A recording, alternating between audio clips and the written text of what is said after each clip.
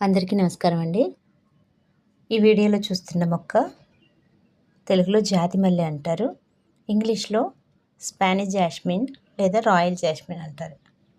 అలాగే దీని శాస్త్రీయ నామం జాస్మినా గ్రాండిఫ్లోరా.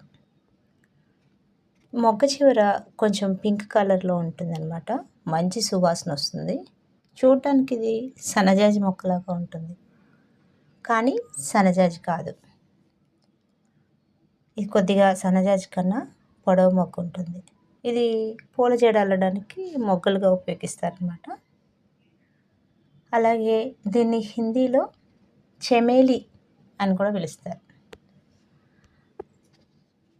దీన్ని వేరే మొక్క మనం తయారు చేయాలంటే అంటు ద్వారా మనం తయారు చేసుకోవచ్చు.